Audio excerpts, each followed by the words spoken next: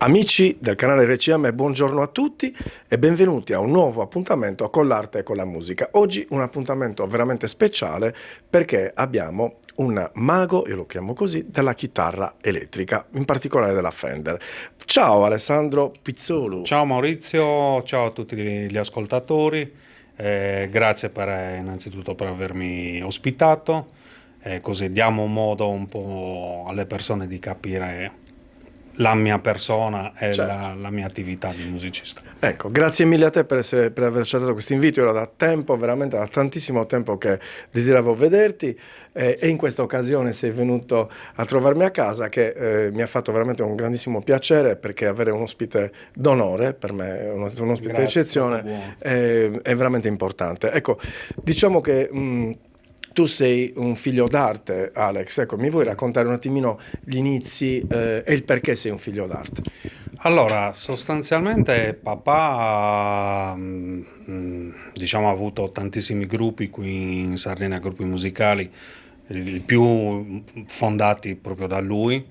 E io essendo nato negli anni, metà anni 70, lui in quel periodo, proprio alla fine degli anni 70, erano nati gli Odissea, dove poi aveva avuto modo di fare anche qualche disco, 45 giri, 33, eccetera, eccetera. Però Gruppo storico di un Cagliari. gruppo storico di Cagliari perché in effetti avevano un tiro micidiale, poi comunque erano molto preparati, avevano un impianto scenico non indifferente, quindi erano dei professionisti e io chiaramente, essendo rapito da questa musica qua, alla fine andavo a seguirlo già da piccolino, quindi ero presente nel palco già da piccolino con lui e rimanevo lì buono da una parte ad ascoltare il loro repertorio, che tra le altre cose era bello tosto perché comunque facevano i CDC, le Zeppelin, Police Queen, quindi era tutta roba Seria. già Ecco, seria. quanti anni potevi avere, Alex? Allora, io avevo, in quegli anni lì avevo 5 anni,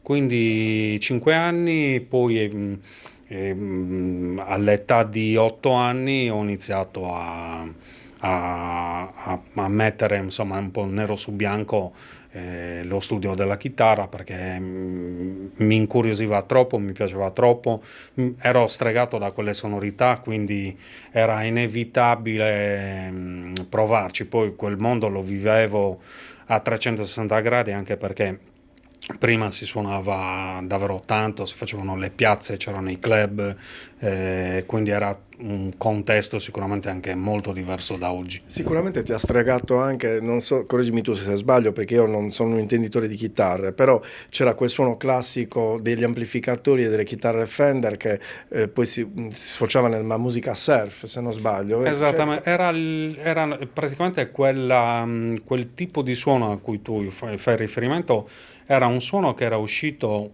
molto dal gruppo The Shadows, Ok. dove c'era Hank Marvin, e da lui poi presero ispirazione milioni di chitarristi.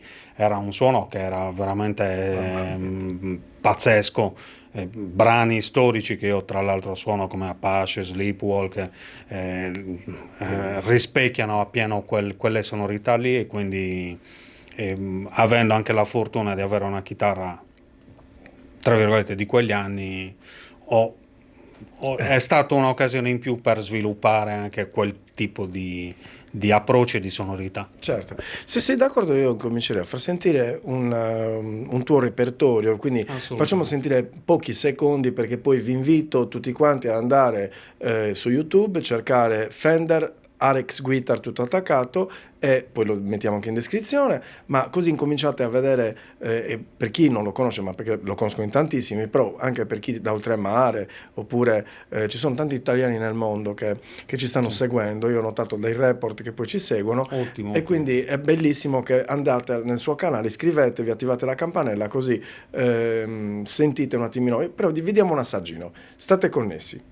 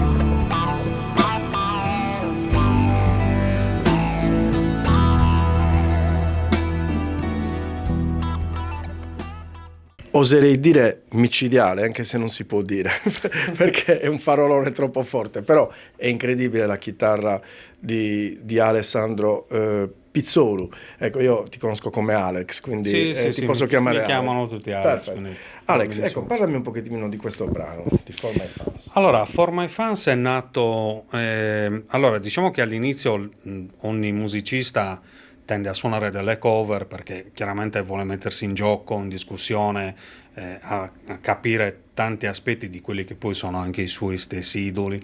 Però poi arriva una parte della vita del musicista, non in tutti, però a me chiaramente mi ha bussato alla porta, che è la fase del compositore, che è una fase bellissima perché lì metti in gioco comunque tutte le tue forze, tutte le tue risorse. E For My Fans è un brano che io ho semplicemente dedicato a tutte le persone che mi hanno supportato nel canale YouTube, nel sito, nei vari social, nelle serate, con un semplice messaggio. Quindi è sostanzialmente un ringraziamento a tutti coloro che mi hanno seguito, mi hanno supportato, mi hanno dato anche questa possibilità qua. Ecco, io so che tu hai girato non solamente in Italia, ma sei stato anche nel resto dell'Europa, girato anche in Francia, in Austria, in Olanda, anche in Germania. Germania, ecco. sì. Ecco, raccontami un po', se brevemente, Certo, l'esperienza di quegli anni. Ecco. Allora, è stato un periodo, diciamo, molto particolare perché avevamo deciso di provare con il nostro repertorio che io dico purtroppo in Italia non è facile da gestire e da proporre perché chiaramente lo schema anche della musica italiana è molto ridotto all'osso, i crescendi ci sono e non ci sono, oppure anche sentire degli strumenti musicali particolari. Diciamo che qui nelle nostre canzoni ci sono dei vincoli.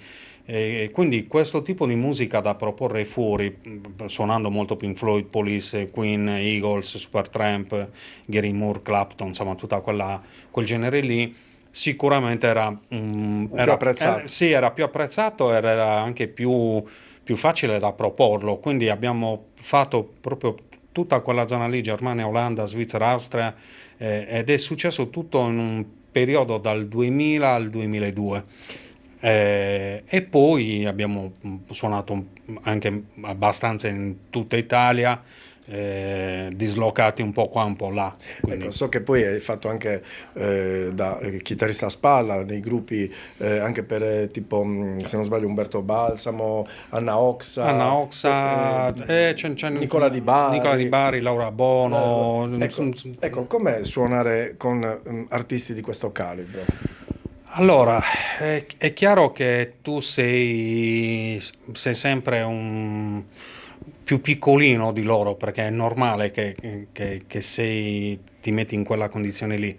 Però è bello perché comunque stai assaporando un'esperienza che ti mette in discussione, perché quando tu fai e ti chiamano per fare il gruppo spalla di Umberto Tozzi, vuol dire che insomma non sei un improvvisato, qualcosa di buono vuol dire che l'hai fatto, dai, sì, non sei un improvvisato. Poi parliamo anche certo. che è una grande responsabilità perché Certo, ti dicono certo. Guarda, questi sono i pezzi, Esatto. lì buona la prima, cioè tu non è che fai molte prove con loro, tu devi sapere già devi sapere come muoverti come e poi chiaramente devi diciamo che il gruppo spalla deve essere sempre comunque all'altezza di quella serata lì, perché tu stai aprendo la serata, quindi hai, come hai detto tu prima, una responsabilità non indifferente. Quindi. E poi scelgono solamente i migliori, perché non è che prendono personaggi a caso, ma persone veramente preparate e che abbiano, secondo me, come Alex, la musica nel sangue. E soprattutto io penso che la chitarra per te sia un tuo arto, non è una frase fatta, retorica, ma è una frase veramente che vuole fraintendere, che da come io so che tu suoni e come sento anche gli altri che apprezzano, perché poi io sento tanti pareri, no? Mi hanno detto, guarda, è un braccio di Alex. Questo mi fa piacere anche perché comunque sì, in effetti quando tu hai un obiettivo nella vita, poi a prescindere dal suonare la chitarra, può essere qualsiasi cosa. Maurizio, o ci metti il cuore, altrimenti devi abbandonare. Certo. Io per la chitarra ammetto che ho un amore proprio morboso, soprattutto per la mia chitarra, poi comunque insegno anche chitarra e di conseguenza devi riuscire a trasmettere non solo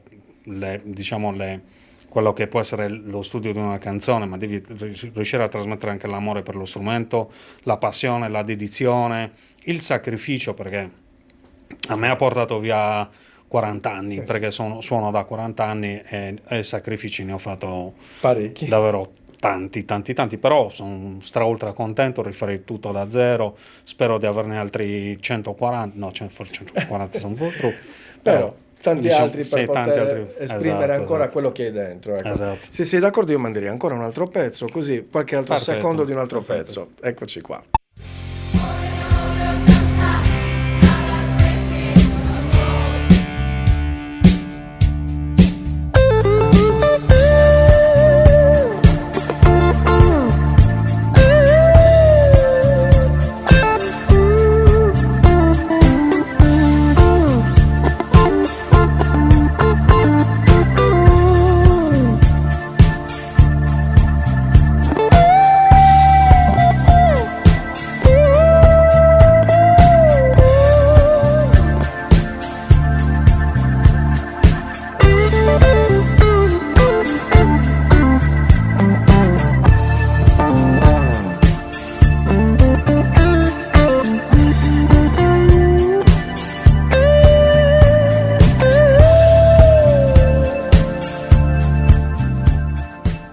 Bene, parliamo di questo brano che abbiamo appena sentito, questo fantastico The Wall che ci ricorda i grandissimi Pink Floyd, ma col tocco di Alex. Ecco.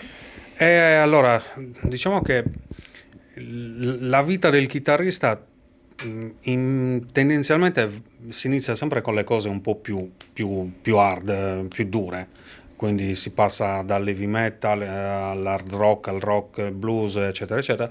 Quindi io sono stato sicuramente influenzato da tanti generi, tanti chitarristi, però poi ammetto che quando ho sentito i Pink Floyd e David Gilmour, che per me è il chitarrista per eccellenza, allora lì mi sono soffermato sicuramente molto di più a capire anche come ragiona lui, perché solo emularlo non è sufficiente.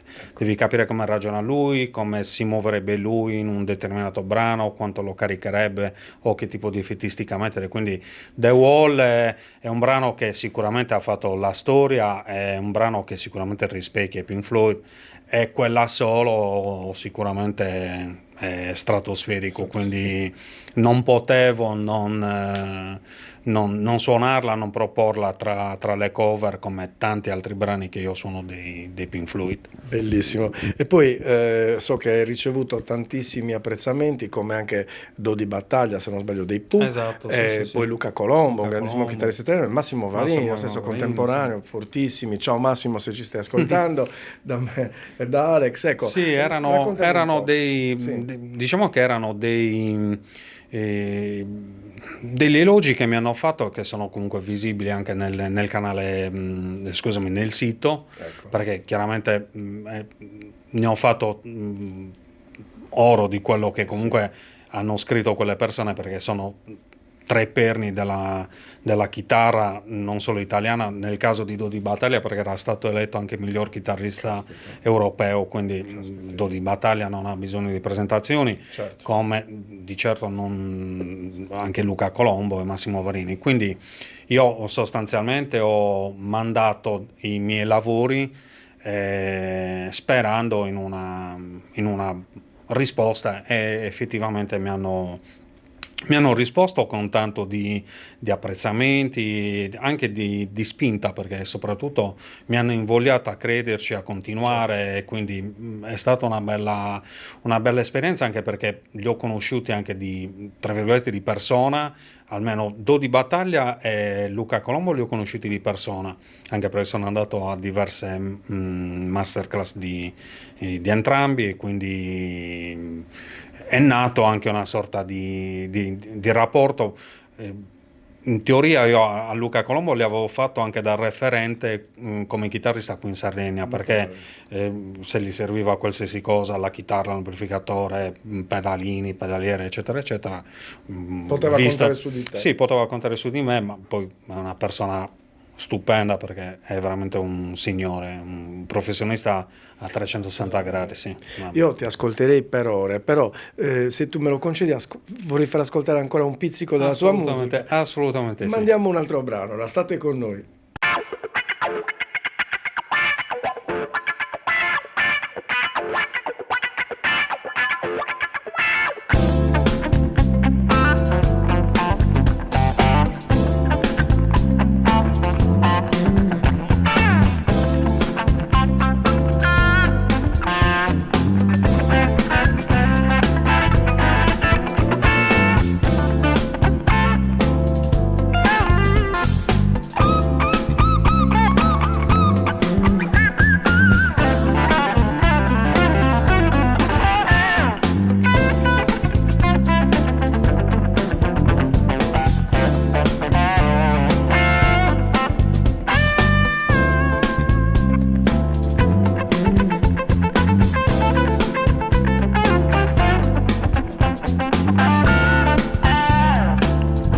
Ma che meraviglia, abbiamo ascoltato Funky, ecco, parliamo un pochettino anche di questo brano, ecco.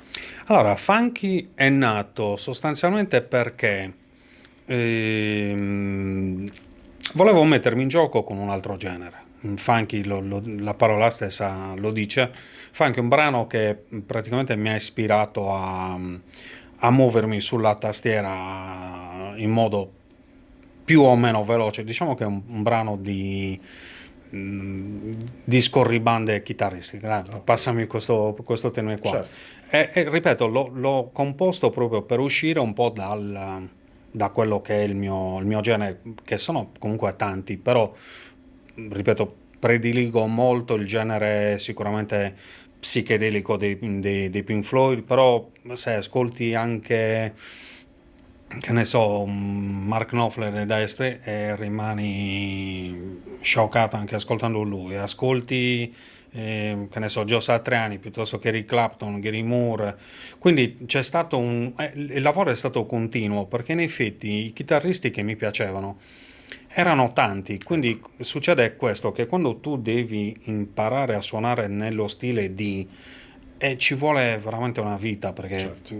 il tempo da dedicare è tanto, il tempo a disposizione, poi chiaramente per farli tutti non è tantissimo, quindi ho focalizzato comunque principalmente gli stili chitarristici anche di Angus Young, degli AC/DC, Certo. piuttosto che di Richie Blackmore, dei Deep Purple, quindi sono tutti generi che io suono con grandissimo piacere, però funky era proprio un genere fuori dalla mia portata e quindi è stato, tra virgolette, composto con quello scopo lì. E quindi è una valenza doppia. Sì. Ve ne abbiamo fatto per esigenze proprio di tempistica, ve ne abbiamo fatto ascoltare pochi secondi, ma vi invito ancora ad andare nel canale di Alex a sentire tutti i brani che ha fatto, poi andate su Facebook, su Instagram, lo trovate dappertutto. Fender Alex Guitar, che è unico. Ecco, io vorrei parlare, ogni chitarrista tiene alle sue chitarre, sicuramente ne avrai tantissime, ma tu ne hai una in particolare, la tua Fender del marzo 1966. Parliamo di questo gioiello, perché è un gioiello. È un gioiello a tutti gli effetti, è la chitarra che papà ha avuto da sempre. Comprarla all'epoca era una follia perché costava veramente non tanto, ma di più. Costava più di un'automobile, infatti c'erano, se non sbaglio, 12 anni di liquidazione di mamma, più stipendi di mio nonno, hanno fatto colletta per comprarla. Mamma mia. Quindi quando papà poi alla fine ha avuto quella chitarra, ha compreso l'amplificatore che è un super reverb tutto valvolare del 65, contento come una Pasqua chiaramente. Quella chitarra ha un numero di serate esagerato, ne ha fatto davvero tante. Io per rispetto a papà non gliel'ho mai chiesta, perché chiedergli era davvero una follia, però poi lui nel 2001 me l'ha regalato ufficialmente perché mi ha detto è più giusto che la suoni tu, anche perché lui è chitarrista ritmico e cantante solista, quindi essendo sia ritmico che solista me l'ha gentilmente concessa. Io mi sono messa a piangere perché Certo, non la certo, volevo. certo. No, no, gli ho detto dammela. Quindi, Sì, no, no, capisco benissimo, cioè della serie, quindi no, è un ricordo affettivo, certo, certo. primo, secondariamente un gioiello, perché è un gioiello, terzo, donata con un riconoscimento Certo. particolare, perché non è che la sto dando a mio figlio che non suona, cioè, No, no, no, ma anche perché diciamo che il primo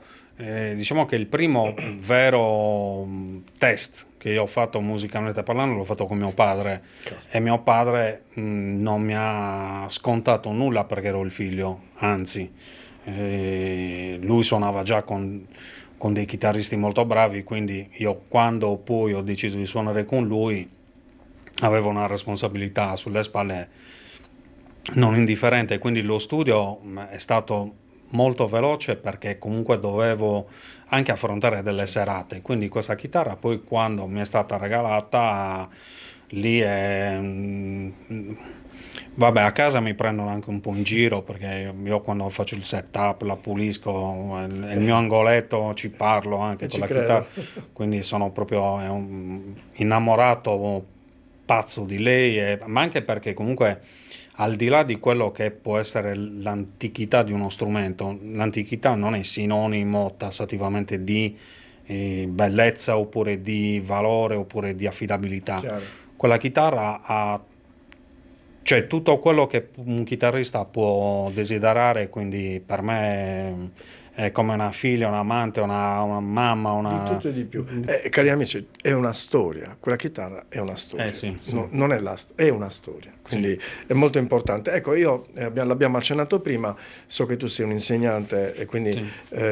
hai degli allievi, ecco, di varietà oppure piccoli, grandi. Come funziona la tua scuola di musica? Allora, il più piccolo ha 7 anni e il più grande ne ha 78. Ui. Quindi, per assurdo, poi anche le persone più grandi di età magari hanno già messo in conto tante cose della vita, quindi avendo una parte della vita dove sono più tranquilli, più rilassati, studiano, almeno i miei allievi, cioè, studiano tutti perché io chiaramente li metto in condizioni di lavorare, di assaporare veramente quello che la chitarra ti può dare e ti assicuro che sono sensazioni uniche. Io non riuscirei a stare mai un giorno senza la chitarra. I bambini lo stesso perché chiaramente col bambino, però quando è troppo piccolo la lezione la devi un po' girare un po' a gioco, cioè, non Certo. puoi essere tassativo come un ragazzo di 25 anni che magari cioè, capisce più seriamente che ha un ruolo, un obiettivo, quindi con un bambino è un po' più complicato, però avendo anche un ottimo rapporto con i bambini, È ci molto vado a importante. nozze. Sì, no, no, è importantissimo perché comunque devi anche sfruttare e capire il lato psicologico, perché non è solo fargli vedere, guarda, questo è il do, Certo. questo è il re. Devi capire che magari molte persone, per esempio, quando fanno un errore, entrano in difficoltà, quindi spetta a te metterli in condizioni di superare l'ostacolo con rapidità, non pensarci più, andare avanti. Chiaramente ognuno di noi ha un carattere, ha un tipo di esigenza diversa oppure di approccio diverso, quindi devi lavorare molto psicologicamente. Assolutamente sì. Ecco, generi ne hai suonato, come mi hai detto, tantissimi, blues, rock, hard rock, heavy metal, funky. Insomma, qual è il genere che più ti identifica, che più ti piace, che più senti tuo quando imbracci il tuo fucile? Allora, sicuramente sono i generi dove c'è praticamente, magari tipo i Pink Floyd, Alan Parsons, è un genere psichedelico che ti mette in condizioni di avere un'interazione, soprattutto con la chitarra, in modo diverso. Il blues, per quanto bello sia il rock, per quanto bello sia, ha delle caratteristiche, ha delle tecniche, ha delle sonorità. Lì invece in quel genere contando che comunque a me piace molto l'effettistica, quindi pedaliere, pedale, avere suoni particolari che non sono magari necessari o indispensabili per suonare il blues. Per suonare il blues ti serve magari una buona chitarra, un buon amplificatore, risolvi, però per suonare i Pink Floyd devi avere altra roba, oppure per suonare Alan Parsons, quindi il genere che sicuramente mi identifica di più è quello lì. Benissimo. Senza nulla chiaramente togliere, come ti ho detto prima, gli altri generi, perché quando suoni un bel brano poderoso degli AC/DC ti mette un'adrenalina addosso. Ecco, Spaziale. me l'hai già accennato che Pink Floyd, quindi David Gilmour, ma spiegami un po', hai fatto anche qualche studio, hai letto qualcosa, c'è qualcosa sul chitarrista, oppure tu attraverso il suono, entri dentro in quel suono e tu capisci anche lì chi c'è dietro quella chitarra?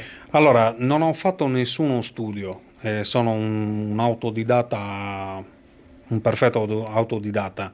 Il discorso che io cerco di spiegare anche agli allievi è che comunque nulla togliere a chi legge la musica, però chi ha un'immersione totale nella musica è quello che scende in campo, cioè Esatto. lo vivi con le emozioni che provi, con quello che senti, tu interagisci subito. Quindi questa è una regola che, tra virgolette, mette in primo piano anche una delle tecniche più belle in musica, ovvero l'improvvisazione, perché quando tu hai comunque uno spartito sai che devi fare quello. Certo. E da lì diventi un esecutore, Sì, sono un due cose esecutore, diverse. sì. L'esecutore è quello che esegue, quello che Certo. il pezzo di carta gli Certo. dice. Il musicista, per come lo interpreto io e come lo vedo io, è quello che ha interazione totale a 360 gradi, a prescindere dalla tonalità, dal genere. Quindi io ho lavorato molto in quel frangente. La domanda è ottima, perché comunque molta gente non riesce a capire che l'interazione è quello che ti fa diventare un corpo unico con quello che tu in quel momento magari stai ascoltando. Molti allievi magari mi dicono: guarda, cosa sta facendo la chitarra qui? Esatto. Io magari quella canzone non l'ho neanche mai sentita, ma gli ho tolto gli accordi in 5 Certo, secondi, quindi deve avere una rapidità che sfrutti con l'orecchio. Quando lo impari a metterlo a lavorare, allora certo, perché poi c'è il talento quando c'è, Gigi Riva quando esatto. io faccio sempre questo esempio, cioè, o ci sei o non ci sei. Esatto. No, confermo che è così. Poi comunque, ripeto, quando non hai possibilità di fare magari delle prove, le famose jam session, se tu guardi le jam session di Clapton con B.B. King, Chuck Berry, tutta quella gente lì, che ce ne sono tantissimi. È chiaro che magari in quel settore lì, cioè nel blues, hai più interazione, perché il blues penso che è il genere per eccellenza dove puoi improvvisare sicuramente di più. Però il messaggio è quello, cioè tu non hai niente, siete in 20 sul palco, non vi siete mai visti, e lì o ci sei o non ci sei. Ecco, io mi devi scusare, ma vorrei mandare ancora un pezzettino di un altro brano, l'ultimo promesso, l'ultimo, un altro pezzettino e poi state connessi con noi.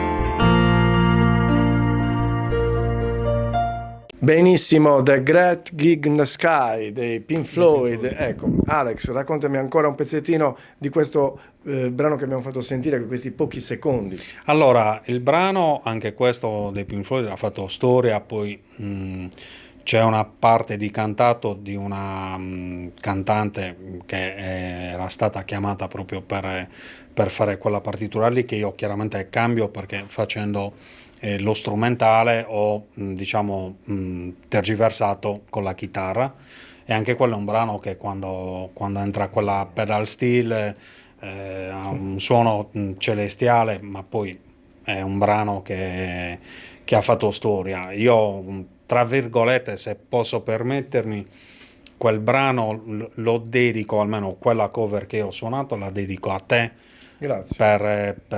perché insomma quello che è successo ormai lo Certo. sappiamo un po' tutti, quindi te lo dedico con l'augurio di rivedere al più presto la luce, perché te lo meriti, Grazie. sei una persona stupenda, quindi te la dedico col cuore perché sei una persona veramente Grazie, stupenda. grazie Alex, veramente poi detto da te ha per me una valenza tripla, ti dico la verità, perché non è un complimento gratuito. No, no, So no, che tu non ne fai gratuitamente, se no, non, no, devi, no. se non lo pensi non lo Non diresti lo dico, mai. non lo dico, esatto, esatto. Ecco, allora io diciamo, siamo in chiusura, abbiamo dato una piccola pennellata di quello che è Alex, chiaramente andate a cercarlo nei social, cercate, basta digitare Alex Pizzolu, Alex Fender Guitar, trovate insomma tutto e di più.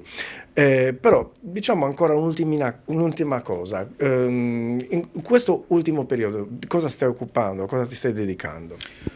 Allora, sostanzialmente, diciamo che ho un po' sviato il tipo di serata, cioè il tipo di serata, perché comunque, tornando al discorso che facevamo prima sul genere e chi lo può comunque anche capire, non è un genere che puoi proporre dappertutto, ci devono essere delle sale adatte, delle persone che comunque capiscono quel tipo di genere lì. Quindi, siccome il teatro è sicuramente la location migliore per fare questo tipo di esibizione, quindi sto puntando ultimamente molto sui teatri, e continuerò adesso su quella linea lì. Chiaro, poi se c'è la serata nel locale che sia comunque anche predisposto, ripeto, a quel tipo di genere, a quel tipo anche di clientela, anche insomma, di panorama di quello che poi alla fine è il locale stesso, perché molti locali per un certo tipo di musica devono avere anche un certo tipo sai, di arredamento, di luci soffuse, di Certo, impianto. Non si può fare una cosa così come se si stesse suonando altre cose, assolutamente. quindi le location sono sempre minori, però io adesso con la storia del teatro, anche le ospitate nelle radio mi permettono comunque anche se non suono fisicamente, però di portare avanti quello che è il mio genere, quello a cui io credo e che continuerò a portare avanti. Quindi. Ecco, poi hai fatto anche delle apparizioni in qualche radio privata. Allora, sì, radio privata ne ho fatto diverse, c'è la RS di Quarto Sant'Elena, adesso fortunatamente siamo riusciti a vederci anche noi perché era da tempo che la dovevamo fare, ne dovrò fare un'altra, mi perdona il proprietario ma non mi ricordo adesso il nome, e quindi anche lì Basta stiamo. seguirti nei Esatto, social, sì, poi metterò lo comunque pubblicherai. tutto chiaro, così anche le persone possono seguirmi in quell'altro indirizzo lì. Benissimo, quindi amici che siete all'ascolto, chi vuole imparare oppure portare a perfezione qualche diteggiatura sulla chitarra, io dico così perché Certo. non conosco bene i termini tecnici, contattate Alex Pizzolu che veramente sarà per voi un ottimo insegnante. Ecco, sei disposto anche a viaggiare per fare qualche masterclass, se dovesse capitare, se nel canale possono anche richiedere qualcosa del genere. Sì, sì, sì, Ok, l'ho anche tra virgolette già fatto. Chiaramente deve essere un contesto dove la chitarra deve essere assolutamente la protagonista, Certo. dove non ci devono essere, tra virgolette, Altre cose, certo. altre cose, quindi deve essere una cosa Specifica. mirata, specifica, esatto, che ti mette in luce quello strumento, e poi chiaramente le persone che raggiungono capiscono poi piano piano il da farsi e il percorso che vorranno fare. Vi lasciamo con l'amore per la Fender. Da Alex Pizzolu, da Maurizio Caso è tutto. Grazie a tutti. Grazie a voi. Ciao, ciao, Ciao, ciao. ciao.